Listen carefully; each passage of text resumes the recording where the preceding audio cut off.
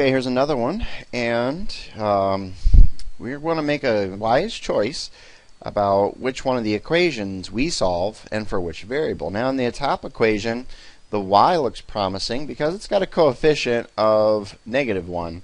But in the bottom equation, x looks even better because it's got a coefficient of +1. So it's only going to take one step to solve the bottom equation for x. That's what I'm going to do.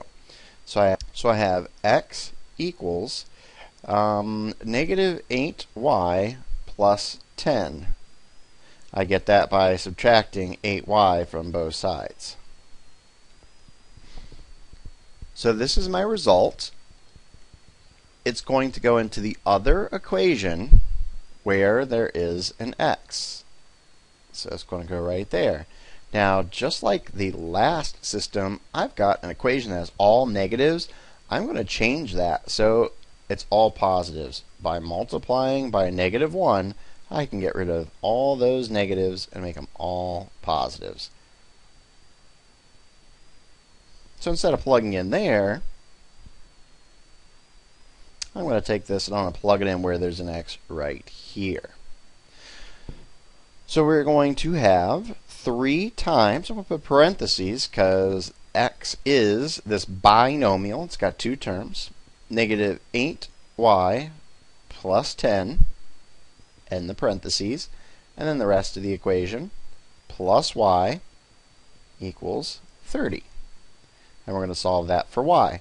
Distribute the 3 to both of these terms. So I have -24y plus 30 plus another y equals 30. Ooh, those 30s are going to cancel out, so it doesn't really matter what happens with these y's. I'm going to get -23y plus 30 equals 30. Subtract 30 from both sides, and I get -23y equals 0. Divide by -23, and I get 0. So y is 0. So I have one of my 2 answers, and most of my work is done. I'm going to find a nice spot to put this. How about right here? So I have 3x plus 0 equals 30.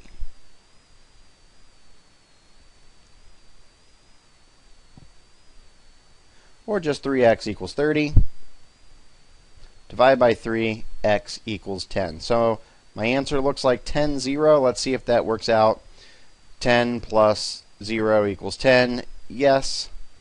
And this one here, I'm going to get -30 minus 0 equals -30. Yes. So I have my answer. It's the point 10, 0.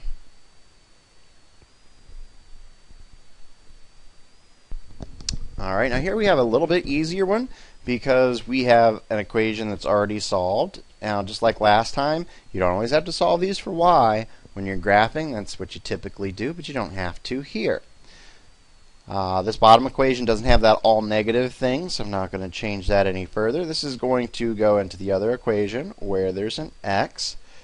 2 times, put parentheses, 12 minus 3y plus 6y equals 24. Distribute the 2, and we get 24 minus 6y plus 6y equals 24. Uh-oh, my y's are canceling out. I get 24 plus 0y equals 24, or 6y equals 0y.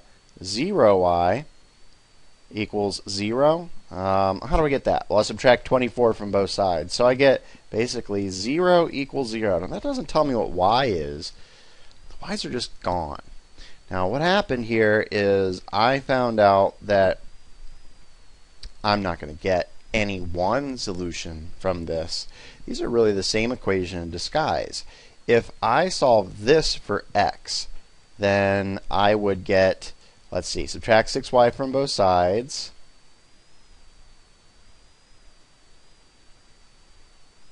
Divide everything by 2.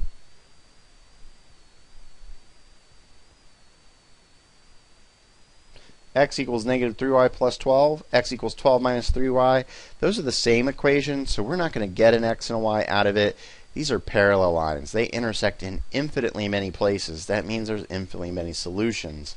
So this one, all points on the line, and then we just name this line x equals negative 3y plus 12.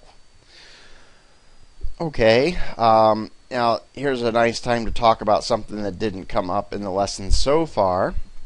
If these canceled out and I got a false statement, like 3 equals 2, and there are no x's and no y's, it wouldn't be all points. This would be an example of no solution. No solution. Okay, but that'll probably come up a little bit later, so you might want to mark that down. If you get a true statement and the variables cancel, it's all points on the line. If you get your variables to cancel and you get a false statement, it's no solution. It's the difference between here's parallel lines, that would be no solution, and something like here's the first line, here's the second, and they're really the same line. No solution, infinitely many. Okay, here's another one. This one is perhaps the easiest of them all. So they're both solved for y, and it's like the first one. Let me just show you the one I'm talking about. This is like this problem right here, where I started doing substitution before I showed you how to do substitution, where they were both solved for y. Now, I've seen some teachers name this a method other than substitution because it has both of them solved for y, but it's still just a variation on substitution. So I'm going to set 1/3 x plus 5 equal to negative 2/3 x plus 2. Now, did the rules change for substitution? No, they did not, because the top equation was solved for y, and that got plugged into the other equation where there was a y. Now, the equations could have been in the reverse order, because I could have said that this one was solved for y, and I plugged it in here instead. But you're going to get an identical solution. So let's just continue with this. I'm going to add 2/3 x to both sides. So I'm going to get 1/3 x plus 2/3 x plus 5 equals 2. So that's 3/3 x, which is 1x. And then I'll subtract 5 from both sides. I get x equals negative 3. It's 1/2 of my solution. Let's find a nice place to put that. You know, it doesn't really matter which one we plug this into, but how about this one? Because I like negatives times negatives or positives. So I'm going to get y equals negative 2/3 times negative 3 plus 2. All right, negative times a negative is a positive. The 3/3 cancel. So I'm going to get a positive 2 plus 2. So I'm getting y equals 4. So I've got both halves of my answers, and let's check. See, we put it in here, so let's check the top one. So is 4 equal to 1/3 times 3 plus 5? And the answer is yes, because 1/3 of 3 is 1, and 1, ooh, wait a minute.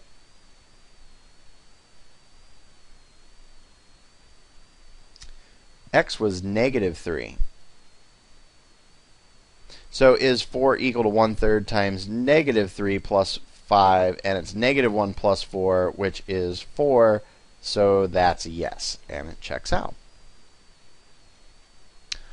All right, here's one. You try it.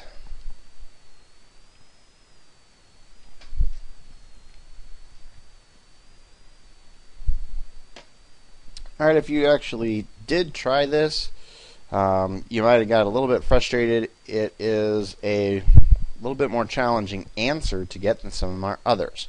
So the first step, done. Y equals 2x. We're going to plug that in where there's a y in the other equation.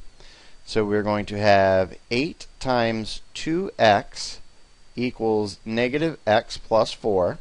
So that's 16x equals negative x plus 4. Add x to both sides. I get 17x equals 4. The 17 is multiplying the x. You got to undo that by dividing, and I get x equals 4/17, not the most fun answer you've seen so far. So here is 1/2 of my answers. The easiest place to plug it in is right here. So y is equal to twice 4 times 17. Now, multiplying fractions is not that bad. Make it over 1, multiply top to top, and bottom to bottom. So y equals 8/17. So 4/17 and 8/17. And we've kind of already checked it for the bottom equation. Now we're going to check it for the top equation because those are some crazy numbers, and we're not so sure that that's really working. So 8 times 8/17. Is that equal to negative 4/17 plus 4? All right, multiplication is easier than addition. Let me show you. Put that over 1, multiply straight across. 64/17 on the left side.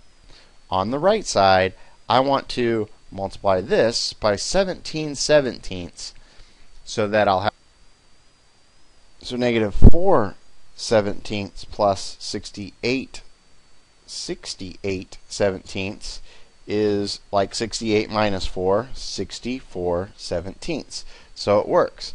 And we have 4/17, 8/17 as an answer.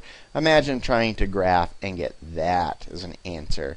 Practically impossible. So we do need methods other than graphing to solve systems.